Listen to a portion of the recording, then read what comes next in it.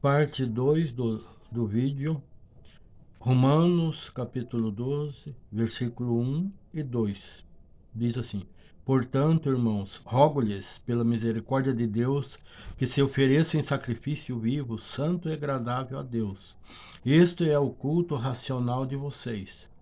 2. Não se amoldem ao padrão deste mundo, mas transformem-se pela renovação da sua mente, para que sejam capazes de experimentar e comprovar a boa, agradável e perfeita vontade de Deus. O papado não é a igreja. O papado é uma máquina política que dirige a igreja, a qual se interpõe entre Deus e o povo. Seu objetivo foi e continua sendo conservar o povo a ele sujeito, escravo, como no tempo do Império Romano Pagão, em que o povo não tinha direitos. A liderança do homem com planos do homem e ambições humanas. Esses homens, os papas, tomam a religião de Cristo e fizeram uma máquina para a conquista do poder mundial, tanto na Idade Média como na atualidade. Para dar fim a algumas pessoas e jogar essas pessoas que pensam diferente deles no inferno, eles utilizam o excomungar e perseguem essas pessoas, conforme faziam no passado, em que alguns milhares foram queimados vivos, etc. Essas pessoas perseguidas pela ICAR caem em desgraça. ICAR, que é a Igreja Católica Apostólica Romana, cai em desgraça social, porque o próprio povo não sabe discernir muito bem a diferença entre o bem e o mal, a ponto de aceitar e apoiar estes atos criminosos dos dirigentes da ICAR. A máquina política religiosa da ICAR esmaga essas pessoas, eliminando-as do convívio social, como era na Idade Média, em que eles matavam, queimavam, enforcavam, torturavam, etc. Farei um vídeo a respeito disso. Não aqui agora. Verificamos nisso tudo que Pedro, o apóstolo Pedro, era convertido, que recebera a autoridade de Deus, tinha visão de águia.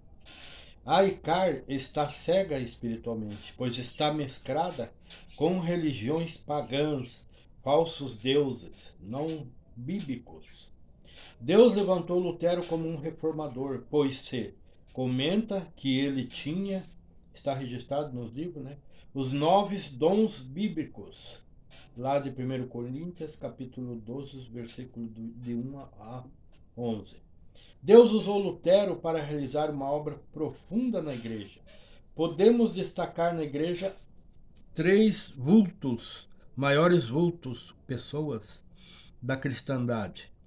Primeiro, que seria o Senhor Salvador, Jesus Cristo, o apóstolo Paulo, missionário apóstolo Paulo, e Martim Lutero. Com Lutero, a humanidade saiu das trevas da Idade Média para uma idade moderna de liberdade. Há o caso antigo de Nicolau Copérnico, parece que foi cientista, alguma coisa assim. Ele disse, Copérnico, ele disse que a Terra era redonda. Naquela época, então, o entendimento era que a Terra era quadrada. Eles até tinham medo de viajar no mar, pois o navio não saía das costas, porque se saísse de repente, né, lá no horizonte, eles caíam num precipício, pois a Terra era quadrada. Então ele disse que a Terra era redonda. Os papas chamaram ele, queriam matar ele, crucificar ele, queimar ele vivo, como herege, né? E ele tinha que se retratar. Daí ele, como não tinha saída, ele foi lá naqueles tempos, né, antigos, né? Ele falou em latim, e por si no houve, né? Não obstante, a Terra continua a girar, né? Imagine a Terra quadrada continuar a girar. um quadrado continua a girar. Aí está Nicolau Copérnico. Então, com isso aí é um retrato de que a igreja ela atrasou o desenvolvimento mundial, né? A igreja ela foi um ponto de que permitiu que o mundo ficasse em trevas, né? Então, com o advento de Martim Lutero, começou-se uma nova fase de liberdade no mundo. Continuando. Mas parece que a humanidade está a retroceder nas abominações papais atualmente, né? Hoje temos o segmento dos protestantes, que é a igreja evangélica. É o esforço para restaurar o cristianismo primitivo, libertando-a de todo o paganismo. Os protestantes lutam por uma igreja pura, separada do paganismo. A idolatria, o paganismo e tudo aquilo que é de ruim que você imaginar é a coluna dorsal da ICAR. A Igreja Católica Apostólica Romana é o cristianismo primitivo, mais o paganismo grego-romano. A igreja grega é o cristianismo primitivo, mais o paganismo grego-oriental. Esta ICAR está totalmente em desacordo com a Bíblia. A igreja verdadeira é a que obedece aos mandamentos de Cristo. Está espalhada pela face da terra, como a areia do mar ou estrela do céu. Está espalhada como nas promessas de Abraão. É impossível controlar os componentes da igreja verdadeira, aqueles que seguem os mandamentos bíblicos. Deus conhece, Deus sabe, todos espalhados na face da terra. Deus sabe quem é quem. Mesmo que venha a ser poucos, se por um acaso vier a ser pouco, como está na Bíblia, Deus sempre tem um remanescente. Um remanescente. Deus nunca perde, Deus sempre ganhou. Deus sempre está no controle. Vamos falar agora da simonia. Os cargos, títulos para atuar na igreja, tais como papas, bispos, cardeais, padres, presbíteros, diáconos, etc., eram vendidos pela igreja pelo melhor preço. Os imperadores nomeavam as pessoas para esses cargos mediante negociata. Esse é o preço da ICAR em se aliançar com o Estado, com o mundo. Isso aconteceu do início da igreja até 1061 depois de Cristo. Após 1061, os papas passaram a ser nomeados pelos cardeais, conforme a conveniência política religiosa deles. No Concílio de Roma de 1123, os bispos passaram a ser nomeados pelos papas. Esses imperadores de Roma, papas, nomeavam os bispos, cardeais, padres, presbíteros, diáconos, etc. Nomeavam todos os cargos da igreja. A igreja vendia os cargos eclesiásticos pelo maior preço, independente da capacidade, do caráter do indivíduo, mesmo que não houvesse arrependimento. Praticamente todos os bispos e padres compravam os seus cargos. Continuando, a igreja pertencia à metade de todas as propriedades, terras, etc. E tinha grandes rendimentos, o que assegurava à igreja uma vida de luxo. Ver a Revolução Francesa, onde eles perderam essas terras, eles eram os primeiros, né? Era o primeiro, acho que era o rei, junto com a igreja, segunda igreja ou primeira igreja, em termos de poder social, na sociedade.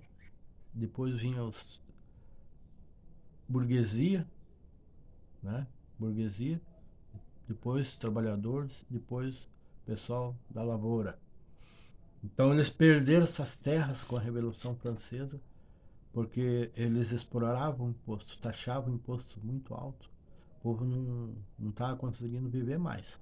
Aconteceu a Revolução Francesa, onde eles perderam essas terras, perderam tudo. Indulgências. Orações, missas e dinheiro tira você do purgatório e introduz no céu. Perdoa os seus pecados. Não interessa a vida passada se você não se arrependeu. Indulgência era um abrandamento das penas do purgatório, isto é, a remissão do castigo do pecado. O purgatório é parecido com o inferno, só que é temporário, mas todos têm de passar por ele. O Papa diz ter a prerrogativa exclusiva de ter o poder de tirá-lo desse sofrimento. A aplicação da indulgência começou com os Papa Pascoal I, ano 817 a 24, e João VIII, ano 872, 82. O Papa Sisto IV, em 1476, foi o primeiro a aplicar tais indulgências às almas do purgatório. Eram dadas em arrendamento para serem vendidas a varejo. A venda do privilégio de pecar veio a ser uma das principais fontes de renda papal. Então, o Papa ele tinha um privilégio, só ele podia tirar a pessoa do purgatório, né? Indulgência. Então o pessoal comprava essa remissão, esse poder para sair do inferno. Comprava através de dinheiro. Dos indulgências foi um dos motivos da reforma de Martim Lutero na Alemanha. Então, aí está a Igreja Icar. Uns versículos. 2 Coríntios, capítulo 3, versículo 17, diz assim: Ora, o Senhor é Espírito, o Espírito, e onde o Espírito do Senhor estiver, ali há liberdade. Em São João, capítulo 4, versículos 23 e 24, diz assim, no 23, no entanto, está chegando a hora, e de fato já chegou, em que os verdadeiros adoradores adorarão o Pai em espírito e em verdade. São estes os adoradores que o Pai procura. Deus é espírito, e é necessário que os seus adoradores o adorem em espírito e em verdade. Purgatório, indulgência, simonia e outros é pura heresia criada pela Igreja Católica Apostólica Romana.